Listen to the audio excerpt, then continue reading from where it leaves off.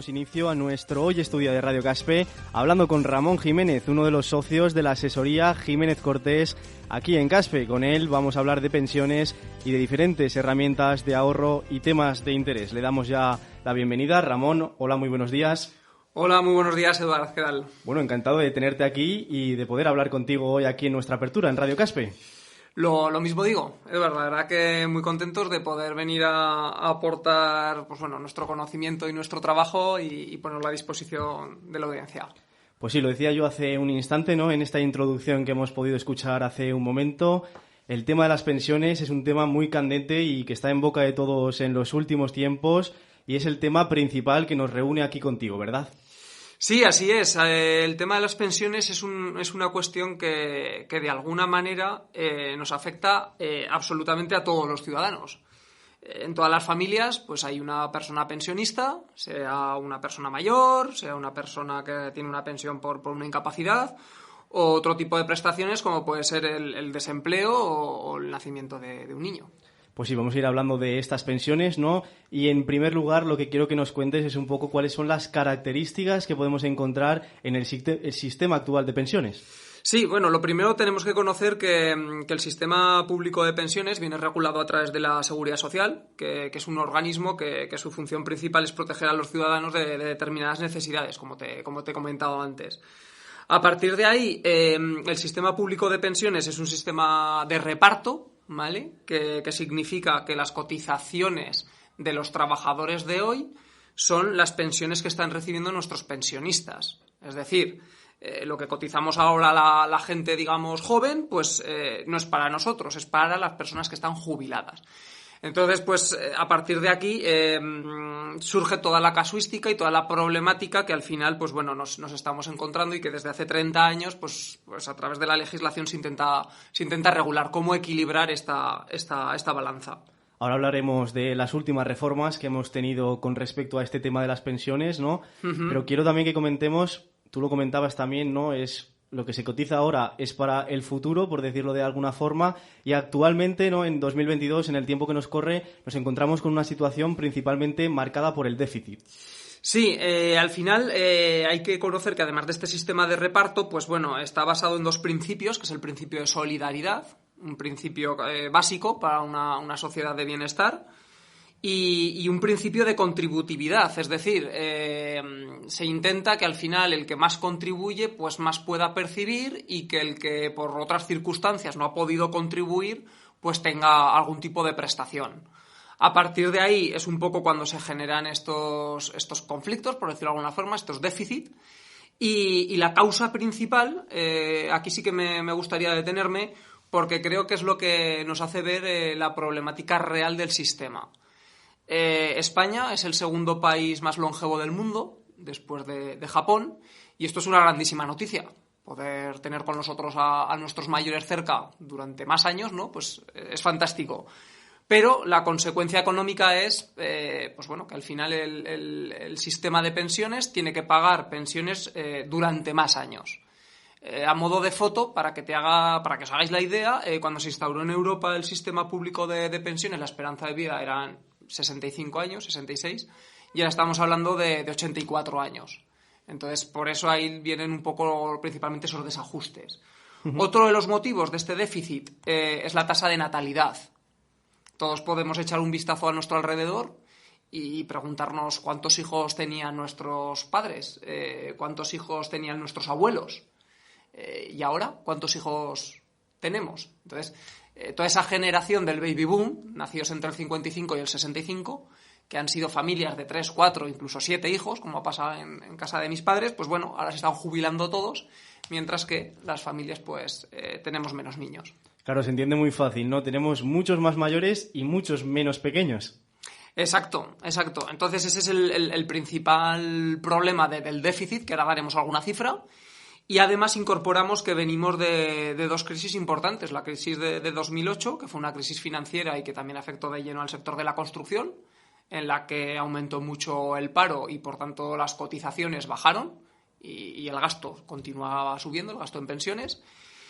A partir del 2011 se vino acentuado y es cuando pues el sistema entró en déficit constante hasta día de hoy. Y luego la crisis actual, que ha sido una crisis sanitaria, una crisis transversal que ha afectado a todos los sectores y que al final pues también nos está costando salir porque ha habido que poner al servicio de los ciudadanos unas prestaciones como han sido ERTEs o como han sido ceses de actividad de autónomos, que eso también se paga de aquí, del sistema público de pensiones. Desde luego que sí, ¿no? Nos comentas estas dos crisis, sobre todo la del 2008 más íntegramente financiera, ¿no?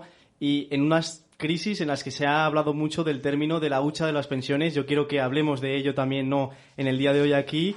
Y que nos cuentes si como ciudadanos también debemos preocuparnos por la situación a posteriori ya, ¿no?, con el futuro que nos viene en los próximos tiempos. Sí, así es. Afortunadamente el sistema público de pensiones español es un sistema pues que tiene unas características muy, muy sólidas. Para que nos hagamos la idea, en los países de la OCDE, lo que se llama la tasa de reposición, que es nuestro último salario que vamos a cobrar frente a nuestra pensión, en España está situado entre el 80 y el 90%, frente en otros países de la OCDE es el 50 o 55%. Por tanto, a día de hoy tenemos un buen sistema, pero con estos desequilibrios. Estos desequilibrios, como comentaba antes, se acentúan a partir del año 2011 y en el año 2020 el déficit, en cuanto a gasto, nos estábamos situando en 172.000 millones de euros y en cuanto a ingresos en 157.000. Diferencia muy importante de déficit. En los tiempos que fueron un poquito más de bonanza, el Pacto de Toledo, que la verdad que es un instrumento muy bueno, porque es un instrumento que al final lo que permite es despolitizar las pensiones, crear un pacto entre todos los partidos y este pacto marcar unas recomendaciones que independientemente quién esté gobernando, los legisladores se tienen que atener a estas recomendaciones del Pacto de Toledo. Una de las recomendaciones fue la hucha de pensiones, como decías, Eduard, que al final era todos esos excedentes que hubo antes del 2011, acumularlos en una hucha para en momentos de crisis poder tirar de ellos, como está siendo ahora el caso. Pues sí, por el bien también de nuestro futuro, ¿no? También de los que estamos ahora en el mundo laboral. Sí, la verdad es que los que estamos ahora en el mundo laboral y nos quedan carreras más largas hasta la jubilación, pues el panorama va a cambiar bastante y seguirá cambiando por lo que veníamos comentando. Entonces, pues bueno, es hora de conocerlo y buscar alternativas y soluciones. Pues de alternativas y soluciones quiero también que comentemos aquí en el día de hoy y yo quiero preguntarte, ¿no, Ramón, aprovechando que te tenemos aquí, ¿qué podemos hacer como ciudadanos para intentar mejorar un poco esta situación y encontrar alguna solución? Sí, antes de pasar al tema de las soluciones, sí que me gustaría, Eduard, comentar dos puntos que creo que son muy interesantes. Sí, cuéntanos. Que son de actualidad total o de rabiosa actualidad, como decir los medios de comunicación, que serían los últimos cambios legales que ha habido. Claro, sí, sí. Los últimos cambios legales que ha habido han ido dirigidos, sobre todo, se ha aprobado una ley, ahora recientemente a finales del año pasado, en el que hay dos características fundamentales. Una, que es que la jubilación real se aproxime más a la jubilación legal, es decir, la jubilación legal son 67 años, pero la real, por cuestiones diversas, es 64. Entonces ahí se han introducido mecanismos para que realmente se acerque más a la edad legal. Eso por un lado.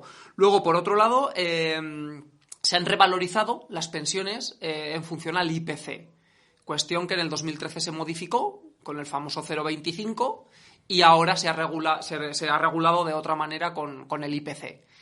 Y luego, como contrapartida, para compensar todo esto también, se ha introducido en lo que se llama el MEI, que es el mecanismo, ya me saldrá, mecanismo de equidad intergeneracional, que lo que ha hecho ha sido establecer un porcentaje de cotización superior hasta el actual, que es de 0,6 puntos, y que va sobre la cotización de contingencias comunes. Este 0,6%, 0,5% lo paga la empresa y el 0,1% lo paga el trabajador. Entonces ahí ha habido un pequeño incremento.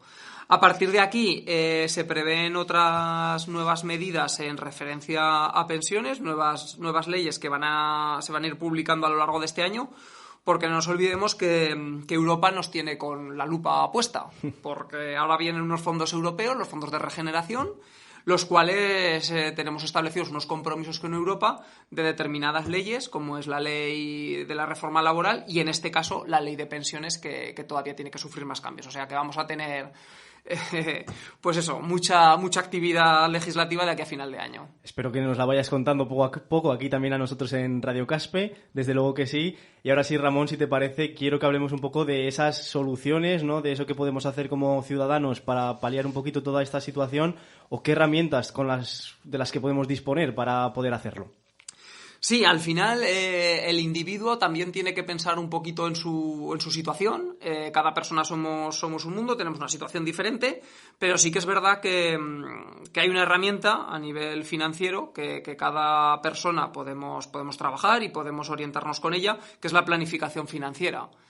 Al final, la planificación financiera lo que nos propone es gestionar nuestros ingresos actuales de una forma eficiente, pensando en el corto, el medio y en el largo plazo.